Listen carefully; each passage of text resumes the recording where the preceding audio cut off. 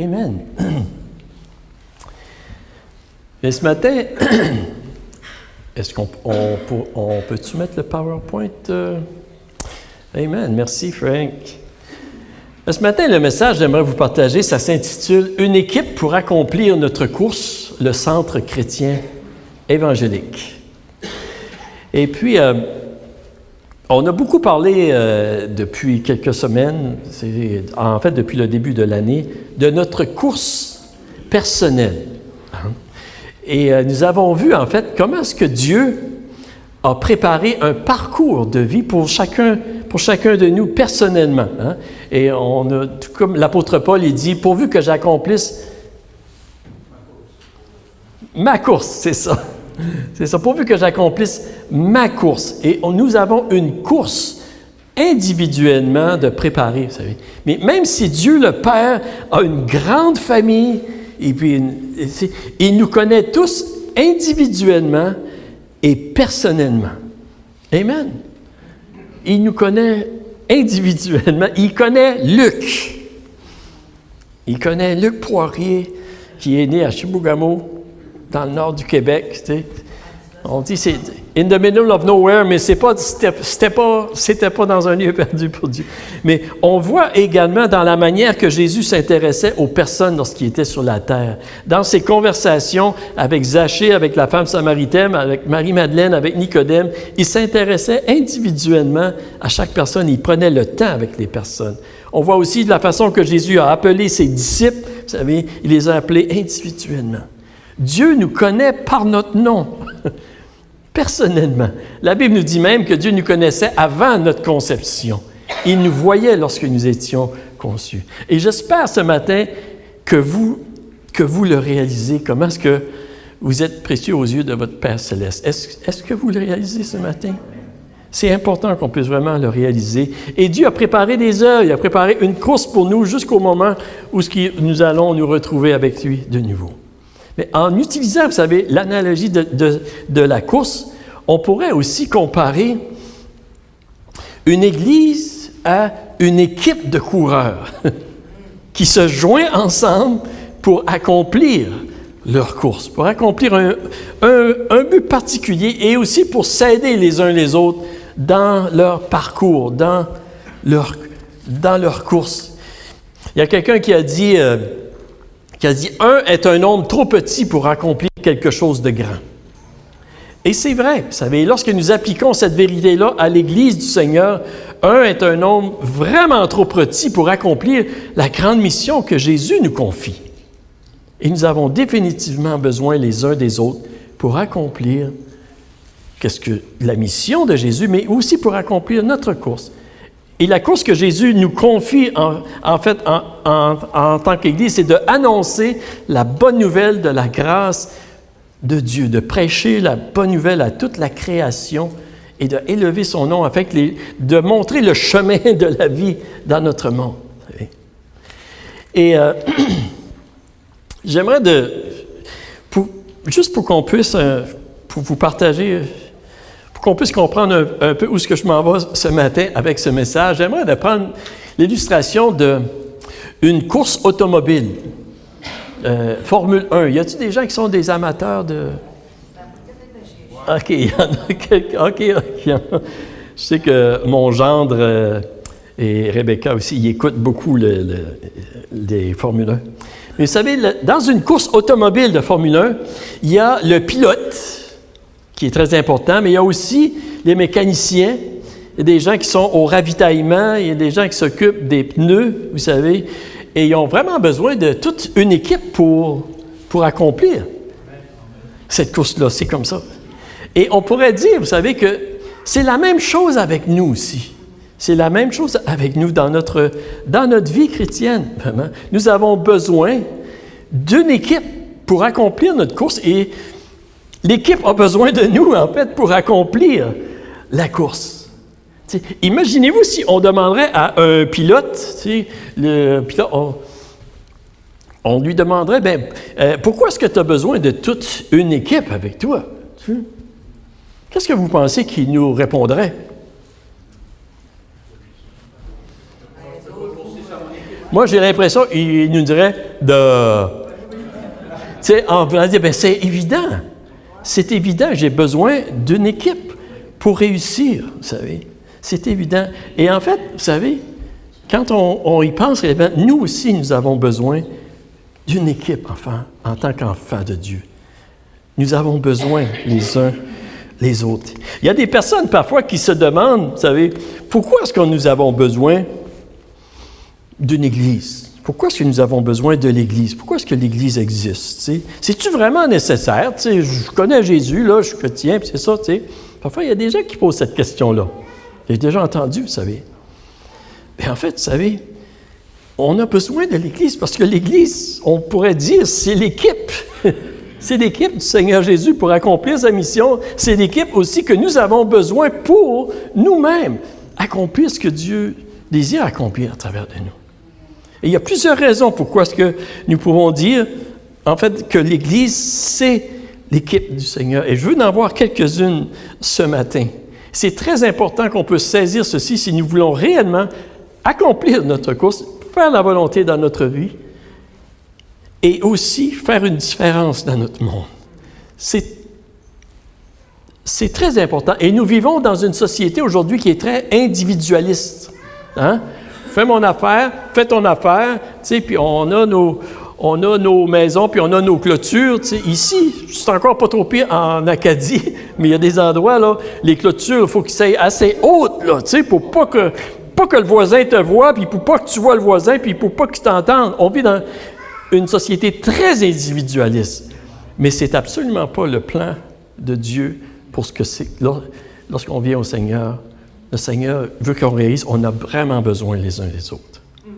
On a besoin les uns des autres. Puis je prie qu'on puisse le saisir encore davantage ce matin. La première chose que je veux voir avec vous, pourquoi est-ce que l'Église, on pourrait dire que c'est l'équipe du Seigneur? C'est parce que l'Église, c'est ma maison et ma famille. C'est ma maison et ma famille. L'apôtre Paul a dit ceci dans 1 Timothée 3, le versets 14 et 15. Il dit à Timothée, il dit, « Je t'écris ces choses avec l'espérance d'aller bientôt vers toi, mais afin que tu saches, si je tarde, comment il faut se conduire dans la maison de Dieu, qui est l'Église du Dieu vivant, la colonne et l'appui de la vérité. » Ici, l'Église, oui, c'est la maison de Dieu et la colonne et l'appui de la vérité. Vous savez, nous avons tous besoin d'une maison, un endroit où nous pouvons nous reposer, hein? Être nourris, nous réfugier, nous ressourcer, nous sentir un peu comme chez nous. Un coureur a besoin de repos de temps en temps. Et vraiment, les bons coureurs, ils savent comment se reposer. C'est une discipline très importante. Un coureur a besoin de repos, il a besoin de sécurité, de compréhension, d'encouragement. Il a besoin de se ressourcer. Hein? Et nous, en tant qu'enfants de Dieu, dans la maison de Dieu, nous retrouvons en fait, notre famille spirituelle. On retrouve notre famille spirituelle, on vient rencontrer notre Père céleste, on vient rencontrer notre grand frère sauveur, Jésus-Christ, et on se retrouve avec des personnes qui ont le même esprit que nous, que le Saint-Esprit vit en eux. Il y a une connexion qui se fait, nous sommes unis. Amen. Ça fait une différence hein, lorsqu'on rencontre des gens qui ont, je vais le dire comme ceci, qui n'ont pas l'Esprit de Dieu, puis des gens qui ont l'Esprit de Dieu. Il y a une différence. Nous avons besoin de ça. Et c'est bon de se retrouver dans un endroit où l'on peut confesser librement le nom de Jésus. On peut proclamer librement ce que notre cœur désire, vous savez. On peut louer, adorer. Parfois, je prends l'illustration d'être un poisson comme un poisson dans l'eau. Bien, je vais vous dire, c'est vraiment comme ça que je me sens. Ça fait du bien, ça nous ressource. Ce matin, on a loué Dieu ensemble. Je ne sais pas pour vous, mais ça fortifie, ça apaise, ça encourage notre cœur. Nous avons besoin de ceci. Un endroit où on peut proclamer librement ce que notre cœur désire, ce que nous croyons, sans avoir à subir la pression des vents contraires, la pression adverse. Et à la maison de Dieu, oui, on peut relaxer. On peut venir je dirais bien, on peut mettre, je vais le dire comme ceci, là, mais dans un sens, on peut mettre nos vêtements casual. On peut même mettre notre pyjama, là, mais... Lisez, ouais, un pyjama spirituel, c'est ça. Merci, José. Merci, José. Et lorsque nous disons maison, c'est la maison de Dieu, bien en fait, c'est la famille. Et le mot est utilisé, en fait, pour dire les deux, vous savez. Parce que l'Église, c'est avant tout les personnes, avant d'être le bâtiment. C'est nous. C'est pour ça qu'on peut se rencontrer à un différent endroit et se sentir dans la maison de Dieu, parce que lorsqu'on s'unit ensemble, nous devenons une habitation de Dieu en esprit, c'est ce que la Bible nous dit. Et nous avons besoin d'un endroit où nous pouvons rencontrer des personnes qui partagent notre foi, qui partagent nos valeurs, nos désirs, notre amour pour Dieu, pour Jésus. On a besoin de ceci. Nous avons besoin d'une famille. On a parlé quelques dimanches derniers, vous savez, de l'importance de la communion fraternelle, de l'amour fraternel, vous savez. Et dans un monde qui devient de plus en plus hostile à Jésus et à la parole de Dieu, nous avons de plus en plus besoin d'un endroit où nous pouvons se sentir compris, encouragés, supportés et aimés dans notre foi. Ça devient de plus en plus important. Nous avons besoin, on pourrait dire, d'une équipe pour accomplir notre course.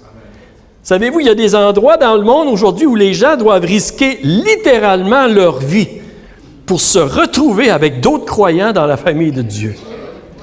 Il y en a beaucoup d'endroits comme ça. J'entendais cette semaine, justement, je crois que c'est en Syrie qu'il y a plusieurs personnes qui se sont fait décapiter, en fait, à cause de leur foi. Mais ces gens-là, vous savez, qui se rencontrent ensemble, ils ont compris l'importance de l'Église pour accomplir leur course, pour leur vie, comment ils ont besoin d'être ressourcés. Et je pose la question à chacun, est-ce que nous avons compris l'importance? Est-ce que nous l'avons compris? Vous savez peut-être que, parce que c'est assez facile aujourd'hui, mais c'est important que nous comprenions l'importance de notre équipe avec nous, de l'Église, pour accomplir notre course. C'est très important. Une deuxième chose que je veux voir avec vous ce matin, pourquoi est-ce que l'Église, on pourrait dire, c'est notre équipe? Parce que l'Église, c'est aussi mon école. Et je reprends le même verset que tout à l'heure.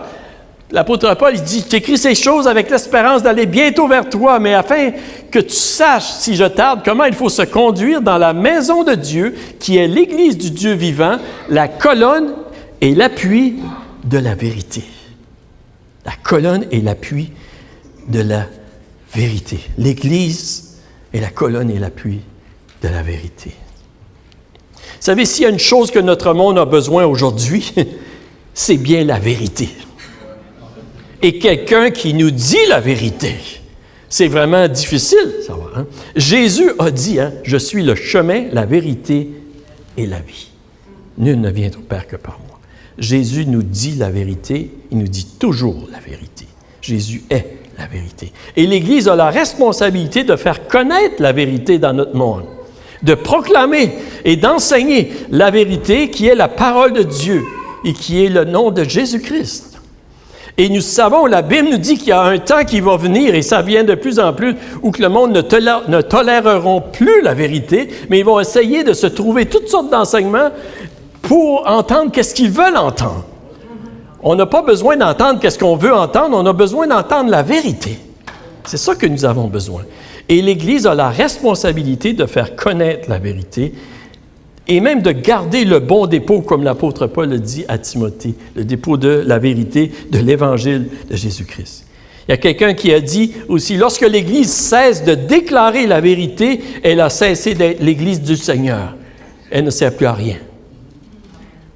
La vérité doit être proclamée à travers. Et le coureur, vraiment, il a besoin d'être enseigné le droit chemin. Il a besoin d'être guidé dans le droit chemin pour courir dans le bon sentier, pour courir dans la course que Dieu a préparée pour lui. Il a besoin d'être enseigné. Et le coureur a besoin de se faire rappeler continuellement où se trouve le bon sentier pour qu'il continue de marcher dans le bon sentier, dans la droiture.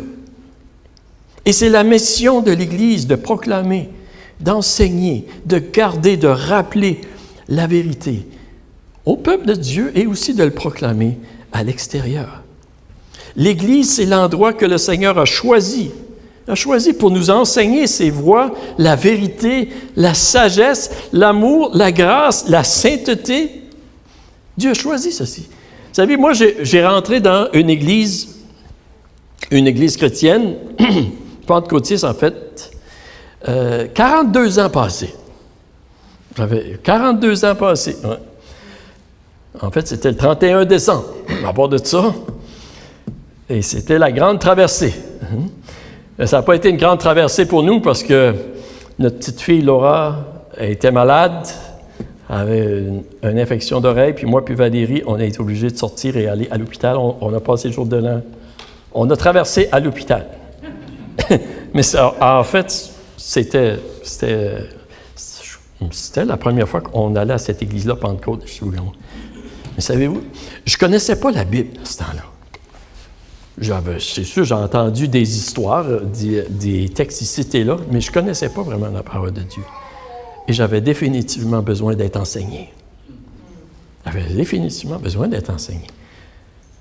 Et ça fait 42 ans que je vais à l'église. Et j'ai appris des choses. Merci Seigneur, j'avais vraiment besoin d'être enseigné, puis d'être rappelé. Tu sais. Puis un jour, le Seigneur a dit, « OK, Luc, toi aussi tu vas enseigner. » Mais je vous dis ceci, on a besoin d'être enseigné. On a tous besoin d'être enseignés. Et l'Église, vous savez, Dieu, il donne des dons, il appelle certaines personnes. Dieu va parler certaines choses à un certain moment donné. Vous savez, on a besoin de l'Église pour être enseigné. Et souvent, les questions qu'on se pose durant la semaine, qu'on pose au Seigneur, souvent, le Seigneur, il va le mettre dans le cœur du pasteur pour partager exactement, pour répondre aux questions. Et lorsque nous nous privons de l'Église, nous nous privons vraiment d'avoir cet enseignement-là pour nous aider à grandir, puis pour de grandir dans la connaissance de Dieu, grandir dans la grâce de Dieu, à sa ressemblance et aussi dans la paix en Dieu. Amen. L'Église, oui, c'est l'école du Seigneur. Je sais que le mot « école », peut-être que ça...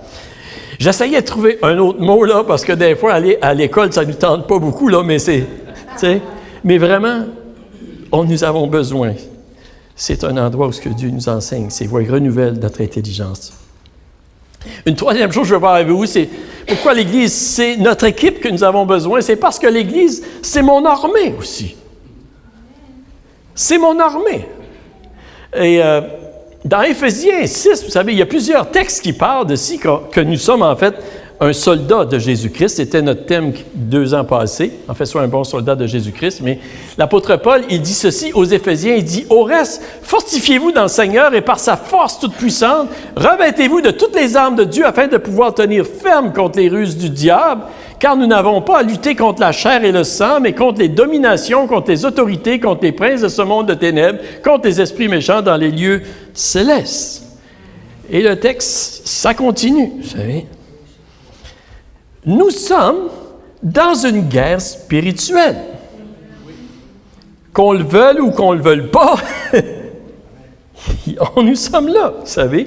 Et on doit se protéger. On doit se protéger les uns les autres. On doit se protéger. Et comme tout pays a besoin de protéger ses frontières avec une armée, nous avons tous besoin d'une armée aussi pour nous protéger. Nous protéger de l'influence du monde, du malin qui cherche vraiment à tuer, détruire et égorger. Jésus est venu pour nous donner la vie abondante, mais l'ennemi est là. Absolument. Et c'est difficile pour un soldat de couvrir tous les fronts de bataille. Tout seul. Amen. On pourrait dire, c'est impossible. C'est impossible pour un soldat d'être, on a besoin d'être plusieurs. Et c'est lorsque nous nous unissons ensemble que nous pouvons y arriver. C'est là que nous pouvons y arriver. Et c'est la raison pourquoi nous avons besoin les uns des autres. Nous sommes seulement forts lorsque nous nous unissons ensemble pour combattre notre ennemi, nos ennemis. Nous avons besoin de nos frères et sœurs dans notre combat spirituel, personnel et aussi collectif, vraiment. On a besoin. Et parfois, vous savez, certaines personnes vont nous protéger. Il y a certains de nos frères et nos sœurs qui vont nous protéger ici et là, hein, des fois, lorsque l'ennemi essaie de nous abattre, de nous décourager, on a un frère et une sœur qui va venir nous donner la parole que nous avons besoin pour nous encourager. Parfois, on a un frère et une sœur qui va prier, qui va intercéder, qui va se mettre entre l'ennemi pour nous aider. Amen. Il y a différents besoins, vous savez, mais nous ne pouvons pas y arriver tout seuls. Et la Bible nous rappelle continuellement de marcher ensemble, de combattre ensemble. Nous avons besoin d'une armée. Imaginez-vous un soldat qui s'en va à la guerre tout seul.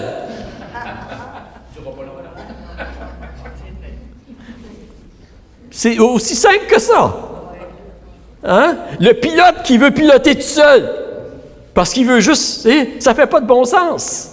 Le soldat, hein? L'armée d'Israël présentement, où ce qu'ils doivent combattre là, sur tous les fronts, là, hein? Ils ont besoin. Ils ont vraiment besoin. Et dans notre vie chrétienne, vous savez, on a besoin. On a besoin les uns les autres. Chacun à son poste. Parfois, il y en a qui prient, il y en a qui prêchent, il y en a qui chantent, il y en a qui témoignent, il y en a qui organisent, il y en a qui donnent, il y en a qui vont aller visiter, il y en a qui vont... Nous avons tous besoin les uns les autres. L'Église. Et je vous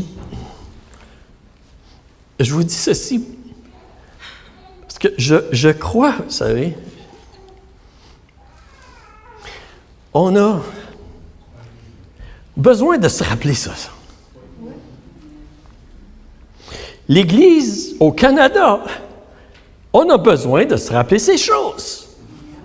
Parce que des fois, on essaye de vivre notre vie chrétienne tout seul sur notre bord, tu sais. Et puis, on est une cible beaucoup plus facile pour l'ennemi.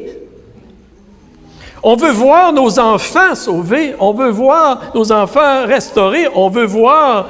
Vous savez, on a besoin pour nos enfants, pour notre famille, pour nos amis. Et c'est lorsqu'on s'unit ensemble, oui, on se protège. Et aussi, pas seulement qu'on se protège, mais nous pouvons être une armée offensive contre l'ennemi. Nous sommes l'armée. L'Église, c'est mon armée. Je suis content que vous faites partie de mon armée. J'ai besoin de vous.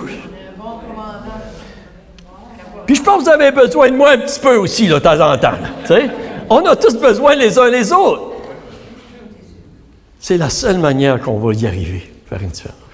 OK. L'Église, c'est mon armée. Une autre chose aussi, pourquoi est-ce que l'Église, c'est mon équipe? Parce que l'Église, c'est la lumière qui brille dans le monde. Et Jésus a dit ceci dans Matthieu 5. Hein, il dit, « Vous êtes la lumière du monde.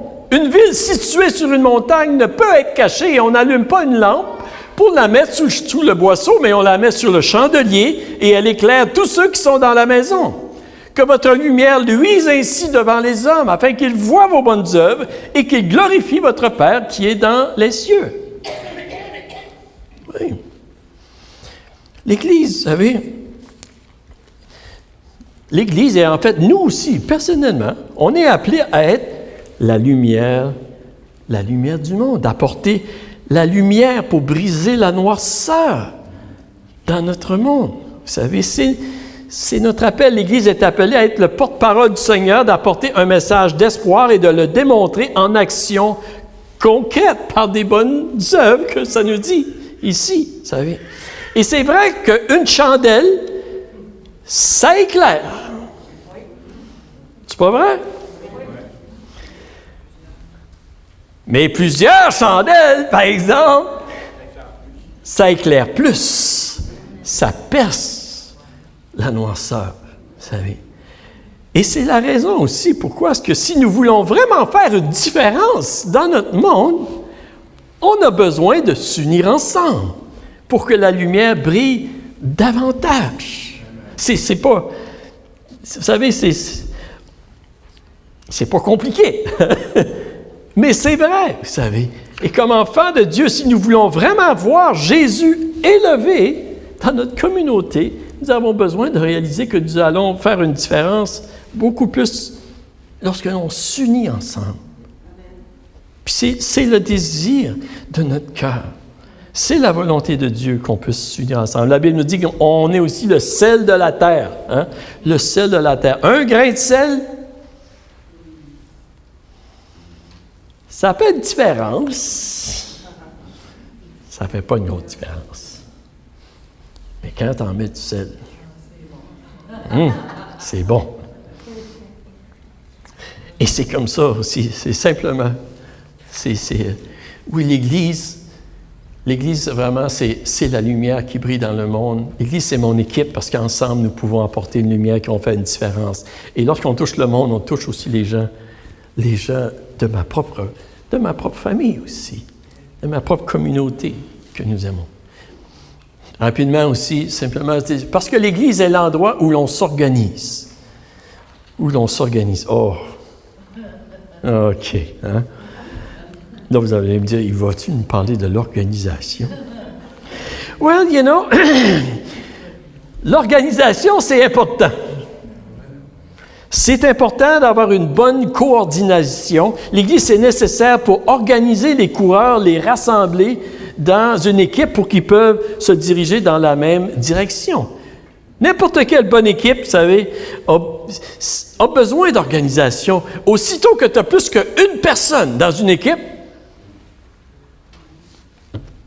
tu as besoin de t'organiser si tu veux vraiment bien fonctionner. Et parce que nous sommes plusieurs et que Dieu nous appelle à avancer ensemble, marcher ensemble, combattre ensemble, courir ensemble, on a besoin d'organisation.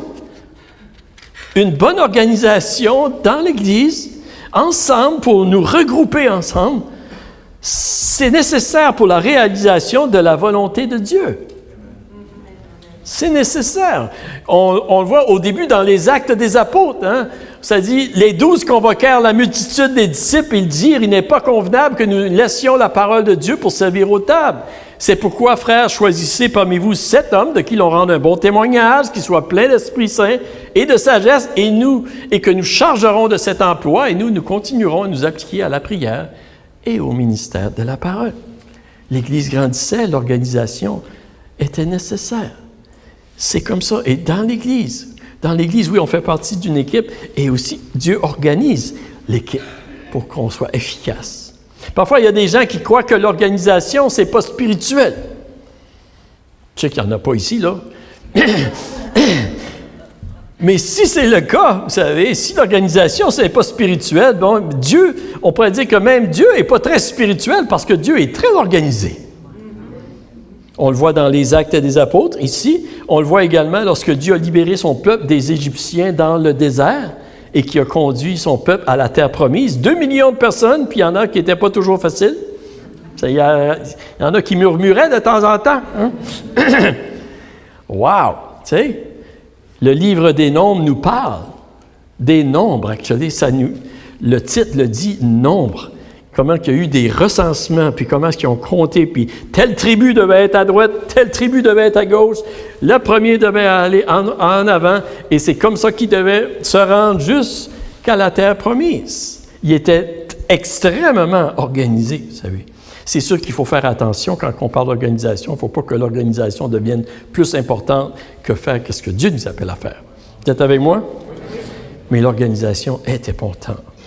Et dans cette organisation-là, vous savez, Dieu, il choisit des personnes spécifiquement pour conduire son peuple. C'est important. Et il choisit d'autres personnes pour accomplir certaines tâches, afin que tout le peuple puisse avancer ensemble dans la même direction. Et c'est pareil aujourd'hui encore. C'est pareil aujourd'hui. Dieu appelle, oui, des dirigeants, et Dieu donne des dons à certains individus pour accomplir certaines tâches, que son Église soit bien organisée et qu'elle avance. Et Dieu aussi, dans son Église, vous savez, il invite tout le monde à participer. Il invite tout le monde à participer à son Église. On le voit dans la fabrication du sanctuaire, comment est-ce que tout le monde, il n'y a personne qui est mis de côté, absolument pas. Et Dieu a également une place pour chacun de nous aujourd'hui dans l'Église. Tous. C'est mon équipe. Puis je fais partie de l'équipe. Pouvez-vous dire ça avec moi? C'est mon équipe, puis je fais partie de l'équipe. Puis il va rajouter, puis je veux jouer dans l'équipe. Je veux participer dans l'équipe. Moi, quand je joue au hockey, ça fait un petit bout de temps de ça. Là. Mais je veux dire, moi, je voulais jouer sur la glace. Je voulais pas jouer sur le banc. Puis je jouais au centre. Puis c'était ma place parce que je voulais être partout en même temps. Mais Dieu nous appelle chacun de nous à faire partie de l'équipe. Il y a une place importante. Et je veux que vous sachiez ça ce matin aussi. Quelle que soit la situation peut-être que vous vous retrouvez, vous savez, il y a une place pour vous dans l'équipe. Au Centre chrétien évangélique, il y a une place pour vous. Puis je veux simplement terminer ce matin. C'est quoi vraiment notre course? On pourrait dire, bon, mais pourquoi qu'on court? C'est quoi? On pourrait dire que notre course, notre équipe, c'est pour continuer la course de Jésus. Et lorsque Jésus a lu ce passage-là, puis je termine avec ceci, hein, dans Luc 4, Jésus a dit, « L'Esprit du Seigneur est sur moi parce qu'il m'a oint pour annoncer une bonne nouvelle aux pauvres. Il m'a envoyé pour guérir ceux qui ont le cœur brisé, pour proclamer aux captifs la délivrance et aux aveugles le recouvrement de la vue, pour envoyer libres les opprimés, pour publier une année de grâce du Seigneur. » Ça, c'était la mission de Jésus. Et vous savez, la mission du Seigneur, c'est aussi notre mission aujourd'hui. Nous sommes son Église, c'est ça qui nous appelle. C'est ça qu'il nous appelle à faire et il nous donne la puissance pour le faire aussi. La mission puis la méthode de Jésus n'a pas changé encore. On pourrait dire, vous savez, en parlant de course, on va devenir des spécialistes dans la course, ça continue comme ça, hein? Mais on pourrait dire, vous savez, que c'est comme Jésus nous a passé le bâton à un moment donné de sa course. Il a passé à ses disciples, puis ses disciples l'ont passé à d'autres disciples, à d'autres disciples, à d'autres disciples, puis maintenant, c'est nous qui avons le bâton maintenant. C'est à nous de courir maintenant. Puis comme dit, moi, je ne veux pas perdre mon tour, c'est mon tour. On veut courir pour le Seigneur. Puis un jour, nous allons aller rejoindre le Seigneur. Un jour, nous allons être avec lui. En fait, on va être avec lui, puis on va même revenir après, régner avec lui, que la Bible nous dit. Mais aujourd'hui, c'est notre mission. Et ma prière, vraiment, vous savez, c'est qu'on puisse courir notre course. Puis je veux vous, en terminant, je veux simplement vous dire, vous êtes bienvenus dans l'équipe du Centre chrétien évangélique. Je pense que tout le monde se sent bienvenu. T'sais. Mais je veux vous dire aussi que vous avez besoin de l'équipe, d'une équipe avec vous. On a besoin les uns des autres pour accomplir notre course avec le Seigneur. Ne vous privez pas de l'équipe. Amen. C'est la famille, c'est Dieu. Notre équipe, c'est la famille. C'est notre école. C'est notre armée. C'était quoi le quatrième? C'est notre armée. C'est notre lumière aussi, merci. C'est notre lumière. C'est là qu'on se mobilise ensemble. Amen. Si nous voulons voir nos prières exaucées, on a besoin de travailler ensemble. J'aimerais qu'on se lèverait debout ensemble. Je vais inviter l'équipe de louange de revenir ce matin.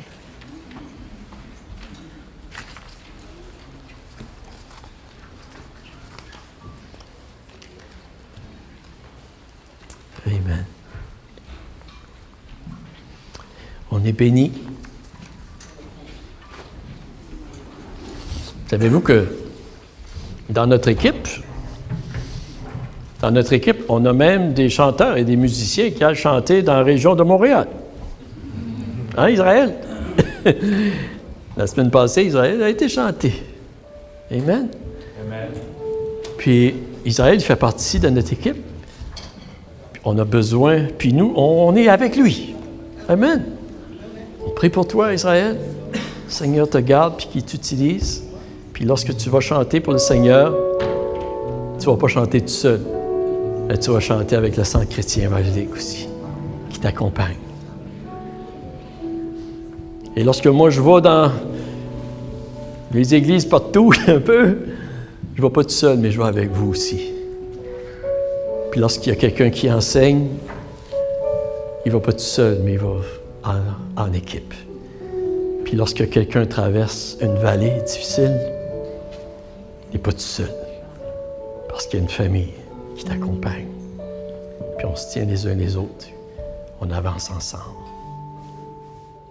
Amen.